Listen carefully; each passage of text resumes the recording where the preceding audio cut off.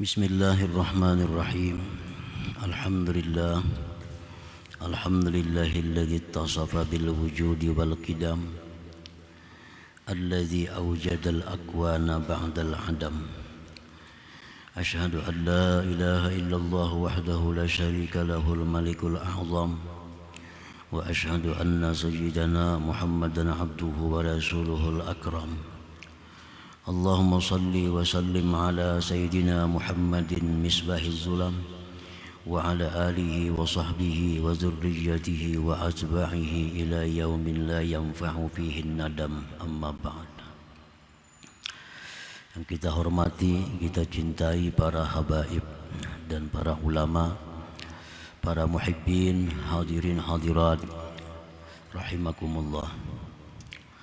Alhamdulillah wa syukurillah, puji syukur kita haturkan kehadirat Allah subhanahu wa ta'ala, yang mana dengan taufik dan hidayah serta inayah yang diberikan kepada kita, sehingga kita pada malam ini dapat kembali berkumpul bertemu di majlis yang penuh dengan berkah dan rahmat ini.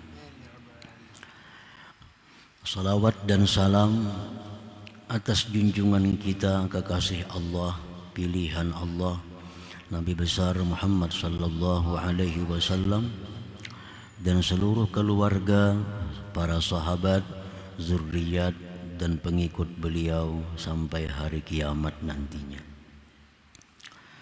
Para muhibbin rahimakumullah, al-hikmatu tsaminatu wassalasuna ba'dal mi'ah minal hikamil ataiyah. Hikmah yang ke-138 dari Al-Hikam. Qala al-Imam Ahmad ibnu Athaillah as-Sakandari rahimahullah wa nafa'ana bi'ulumihi wa asrari.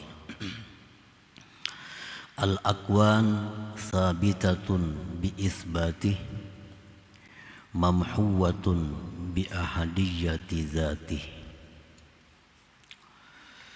yang artinya bermula akwan, bermula alam semesta, itu sabit, itu tetap dengan diisbatkan, ditetapkan oleh Allah. Dan alam semesta itu terhapus, lenyap bi ahadiyati dzatih, dengan keesaan zat Allah subhanahu wa ta'ala. Nah, itulah terjemahnya hikmah yang ke-138 ini. Hadhil hikmah murtabitatun irtibatatan qawiyah billati qablaha. Hikmah yang ke-138 ini sangat erat dengan hikmah yang sebelumnya. Ada yang mengatakan ini merupakan buah daripada hikmah yang ke-137. Yakni annal insan idza tawaqqafa nadharuhu bi ajramil akwan wa ashkaliha takathafa lahu minha hijabun yahjubuh an nadhari ma fil akwan mujidiha subhanahu wa ta'ala. Bahwa seorang manusia apabila terhenti pandangannya pada benda dan bentuk ini alam, pandangan seorang hamba itu terhenti pada benda dan bentuk alam, baik itu makhluk hidup atau makhluk mati.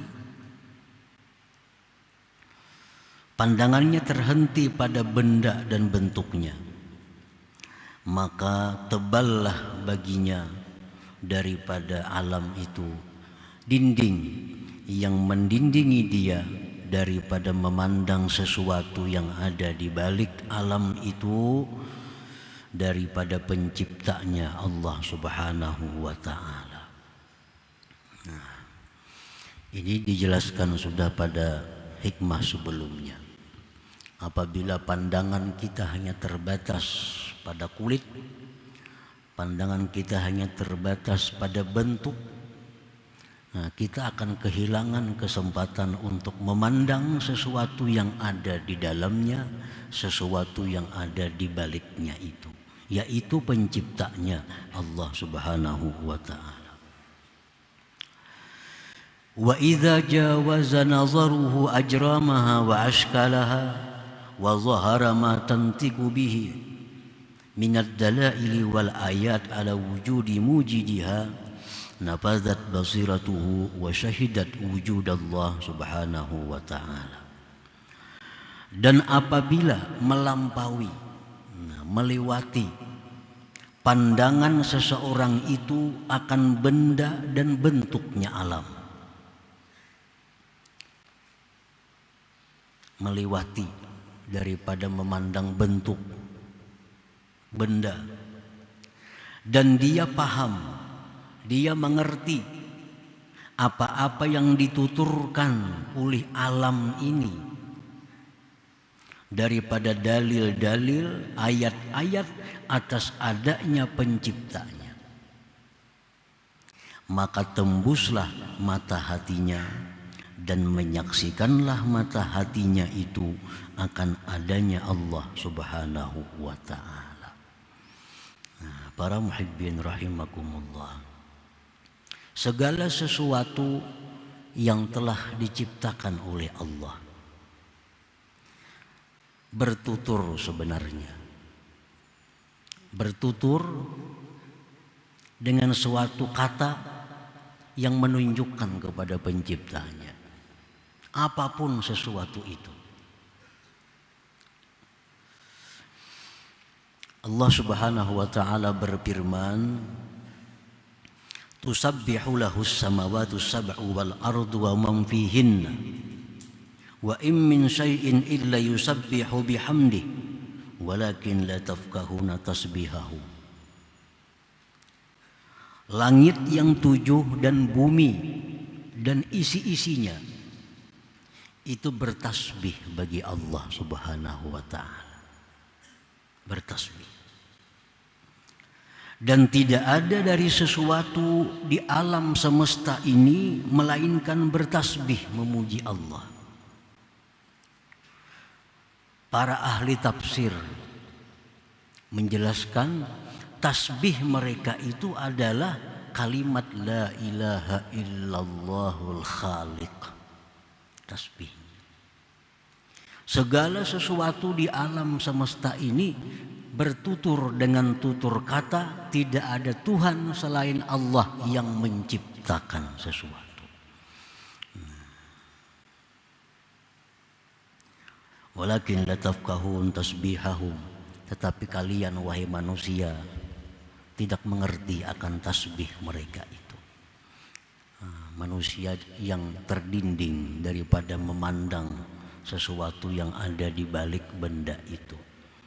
Mereka mendengar bunyi burung, kicau burung, hanya begitu kicauan yang indah. Padahal kicauan burung itu adalah tasbih. Kicauan burung itu adalah maksudnya la ilaha illallahul khaliq, tidak ada Tuhan selain Allah yang Maha Pencipta. Seluruh yang di alam semesta. Hadis Rasulullah sallallahu alaihi wasallam menyatakan, kanak-kanak yang lahir sampai umur 2 bulan, tangisan anak yang umur 2 bulan itu adalah la ilaha illallah. Nah, tangisan. Jadi jar Nabi, jangan kau pukul, jangan kau marah tangisan anak kamu yang baru lahir sampai umur 2 bulan. Karena tangisan mereka itu adalah la ilaha illallah maknanya. Umur 2 bulan sampai 4 bulan, tangisan mereka itu adalah as-siqatu billah, percaya hanya dengan Allah. Untuk anak-anak yang belum ada akalnya, tangisannya pun bermakna la ilaha illallah. 2 bulan berikutnya bermakna percaya hanya dengan Allah.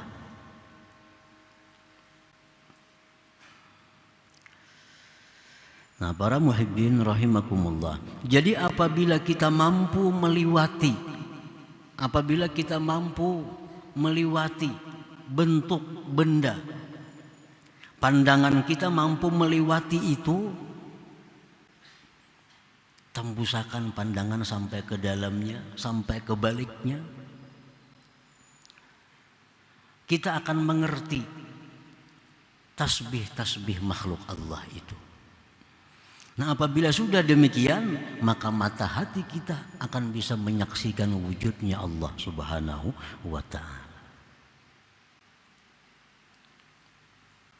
Nah, orang-orang seperti ini, orang-orang yang berzikir la ilaha illallah, tapi makna dalam hati mereka la mawjud illallah. Ucapannya sama dengan kita, la ilaha illallah, la ilaha illallah, namun kita tiada Tuhan selain Allah. Tapi kalau orang yang sudah sampai demikian, dalam hati mereka itu la mawjud illallah, tidak ada yang bersifat wujud melainkan Allah Subhanahu wa ta'ala. Pal akwanu mawjudatun biijadillah, Falaysa lil akwan wujudun zatiyyun tastaqillu bih, wa innama yutahaqqaqu wujuduha bil ijadil ilahi, wal wujuduz zati huwa lillahil ahad wahdah. Bermula alam semesta ini itu diadakan oleh Allah Subhanahu wa ta'ala. Jadi alam semesta ini adanya itu bukan ada yang berdiri sendiri. Yang ada berdiri sendiri itu hanya adalah Allah yang Maha Esa, Al-Ahad yang Maha Esa. Nah, itu maksudnya al-akwan sabitatun bi isbatihnya tadi.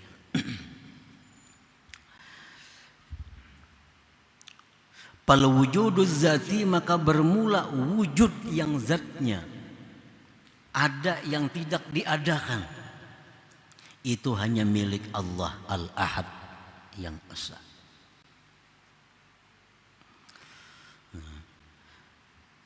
Ahad dengan wahid itu ada perbedaan, walaupun artinya sama-sama Esa,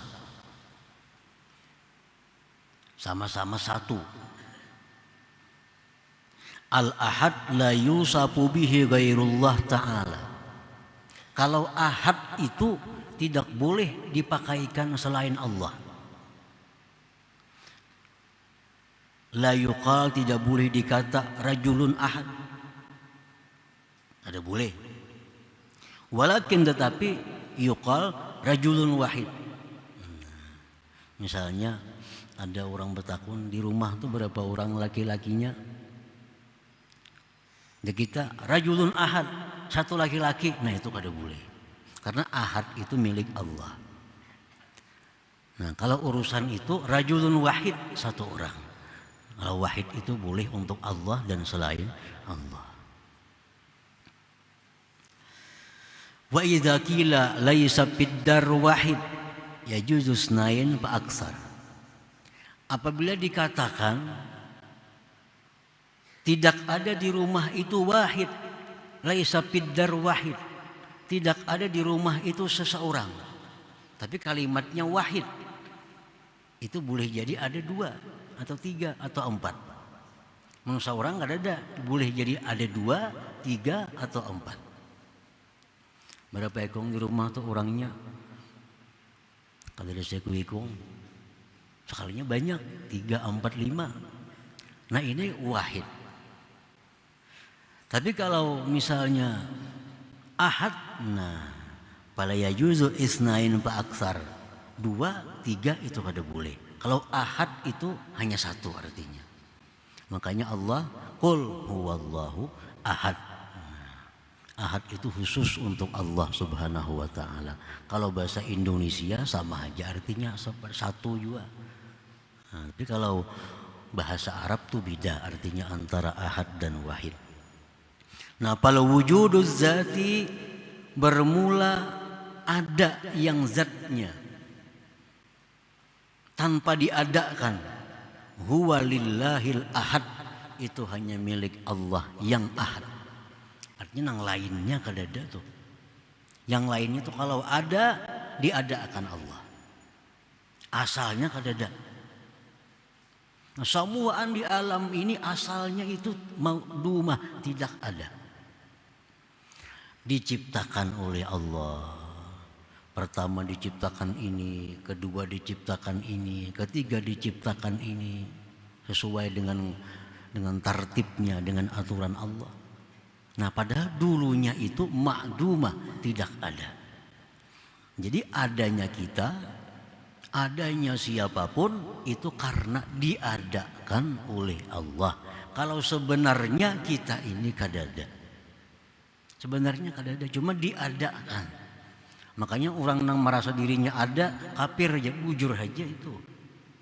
Kenapa? Karena itu merebut sifat Allah. Yang wujud itu hanya Allah. Nah, orang merasa dirinya ada. Nah, itu bisa kafir. Karena yang ada itu hanya Allah. Kita ini kita ini diadakan oleh Allah. Beda antara ada dengan diadakan, kada sama.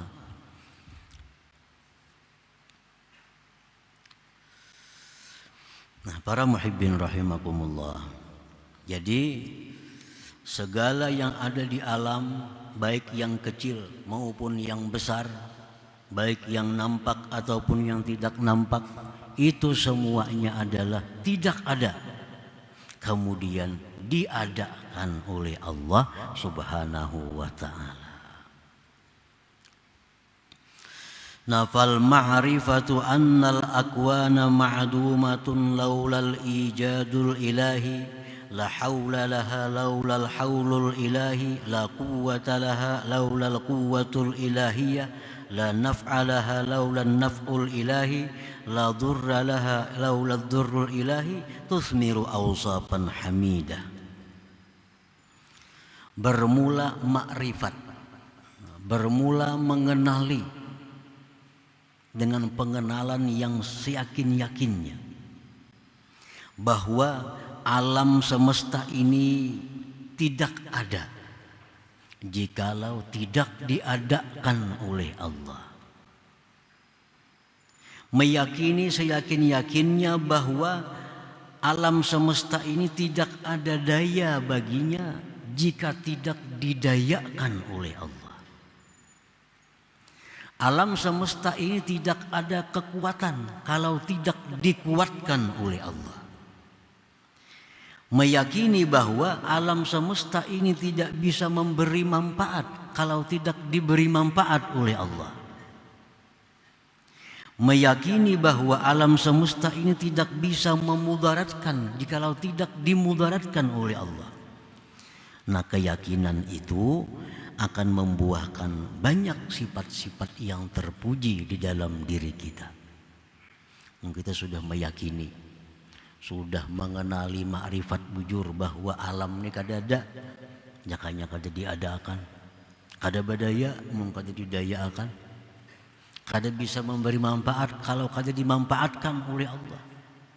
Nah, kalau itu yakin bujur dalam hati kita, maka akan timbul sifat-sifat yang mulia di dalam diri kita ini. Minha setengahnya al-ikhlas. Nah, akan timbul ikhlas.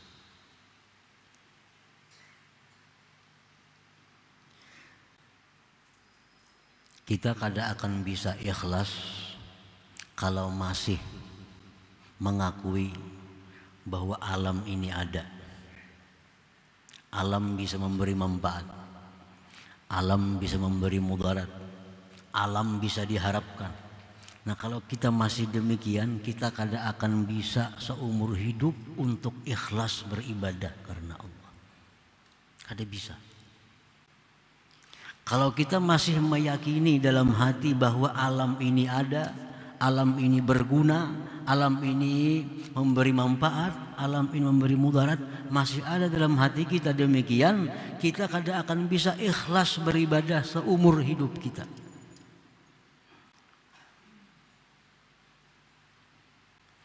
Kita bisa ikhlas itu kalau sudah kita meyakini bahwa alam ini tidak ada jikalau tidak diadakan Allah.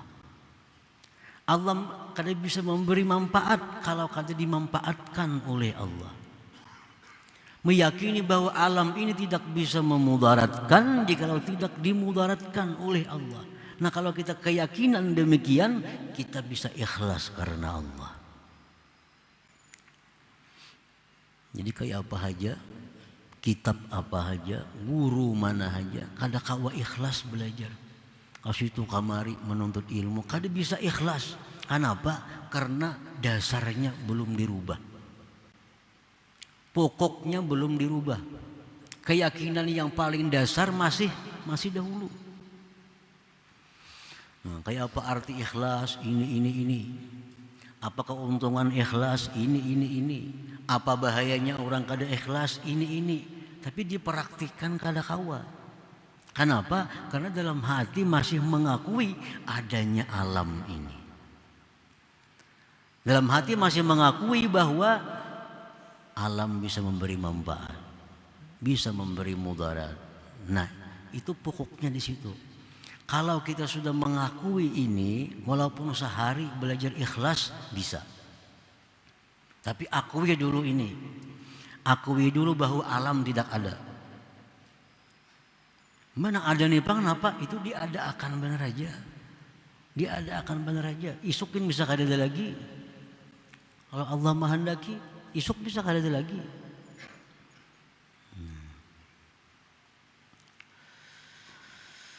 Nah, jadi keyakinan itu akan membuahkan sifat-sifat terpuji, minha al-ikhlas. Fala ya'malu illa lillahil ahadil haq, maka dia tidak beramal kecuali karena Allah yang asa, yang sebenarnya. Nya sudah tahu.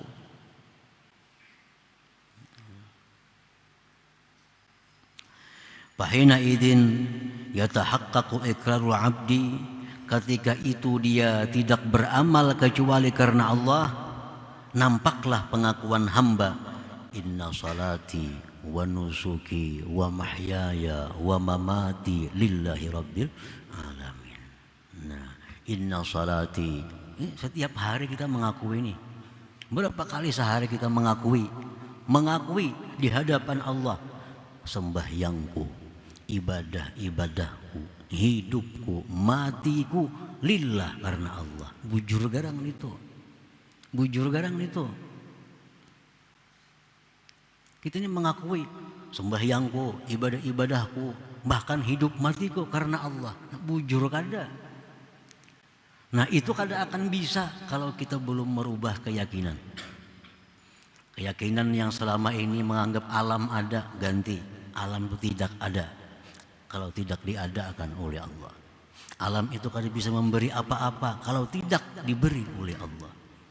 Nah bila sudah itu dirubah keyakinan, itu hanyar bujur pengakuan kita, inna salati wa nusuki wa mahyaya wa mamati lillahi rabbil alamin. Para muhibbin rahimakumullah. Ini pengertian bahwa sembahyangku, ibadahku dan hidupku. Nah, hidup karena Allah itu macam apa? Hidupku karena Allah. Hidup karena Allah itu adalah orang-orang yang menggunakan apapun yang diberi Allah, dia gunakan kepada jalan yang diridai Allah. Itu bagian dari hidup karena Allah. Sedangkan mati karena Allah Mati dalam menuntut ilmu, itu mati karena Allah. Mati sedang beribadah kepada Allah, itu mati karena Allah. Mati mencari rezeki untuk menafkahi keluarga, mati karena Allah. Nah itu artinya wa mahyaya wa mamati lillahi rabbil alamin.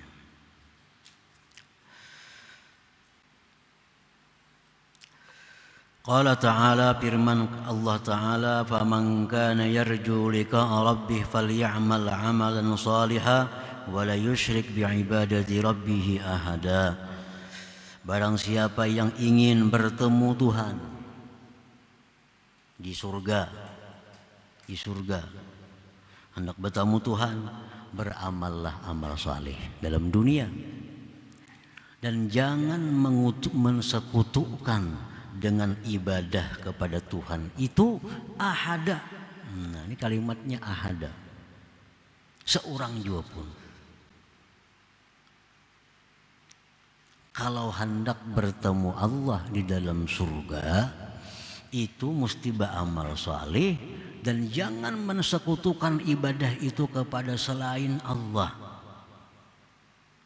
Jadi kalau kita beribadah itu karena surga, kita boleh masuk surga, belum tentu bisa bertemu Allah. Belum tentu. Kalau kita beribadah karena takut dengan neraka, kita akan selamat dari neraka. Bila selamat dari neraka tuh ke surganya dua aja tempat di situ. Tidak ada lain lagi. Surga, neraka. Ada tempat penyinggahan tuh sementara aja. Jadi siapa yang beribadah karena takut dengan azab dengan neraka, dia selamat dari neraka, masuk surga, belum tentu bertemu dengan Allah. Kalau hendak bertemu Allah, beramallah karena Allah semata. Nah itu. Ini sudah dibagi oleh Allah. Siapa yang beramal karena dunia, dia beramal supaya sugi, dia beramal supaya dipuji orang. Itu dia Tuhan kada ada pahalanya dan belum tentu dia dapatkan apa yang diharapkannya. Orang beramal supaya sugih, belum tentu sugih. Orang beramal supaya dipuji orang, belum tentu dipuji orang. Kalau pahala sudah jelas kada ada. Beramal karena itu kada dapat pahala dan apa yang dimaksudnya belum tentu tercapai. Nah kalau orang beramal agar terhindar dari neraka, pasti terhindar dari neraka. Sembahyang rajin supaya jangan ke neraka. Berzakat, bersedekah, naik haji, tujuannya sebutin aja takutan masuk neraka. Dia jalani takwa dengan takut masuk neraka, maka orang ini akan selamat dari neraka, surga. Nah orang yang beramal semuaan mengharap surga. Sembahyang supaya ke surga matinya, puasa supaya ke surga matinya, zakat supaya ke surga matinya, akan ke surga matinya.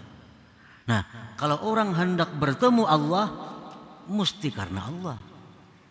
Mesti karena Allah. Kalau kita hendak bertemu Allah, maka beribadahlah karena Allah. Nah, bila beribadah kita karena Allah, kita akan bertemu Allah. Bila bertemu Allah, pasti ke surga matinya. Karena orang yang bisa bertemu Allah itu hanya orang-orang ahli surga.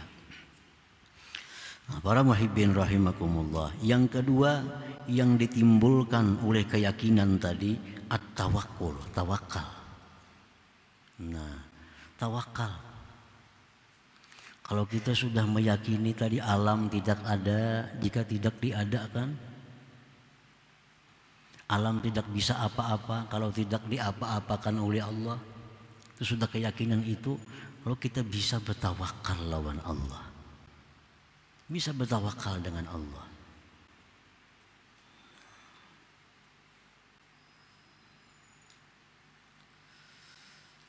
Fala yata'allaqu qalbuhu illa billah, maka tidak bergantung lagi hatinya kecuali dengan Allah. Nah, bergantung lawan alam sama aja. Bergantung dengan alam, bergantung dengan manusia, bergantung dengan siapapun, sama dengan kita. Pada kada punya apa-apa, pada kada ada juga asalnya. Nah kalau hendak bergantung hati, bergantunglah dengan zat yang maha ada, yang maha hidup, maha segala-galanya. Nah itu akan bisa kalau sudah ada keyakinan tadi bahwa alam semesta tidak ada jika tidak diadakan oleh Allah. Jadi segala sifat-sifat yang baik dasarnya mesti di situ dulu. Mesti keyakinan bahwa alam tidak ada itu. Nah, para muhibbin rahimakumullah. Nah selanjutnya hikmah yang ke-139 min hadratin Nabi sallallahu alaihi wasallam al-Fatihah. A'udzubillahi minasyaitonir rajim. Bismillahirrahmanirrahim.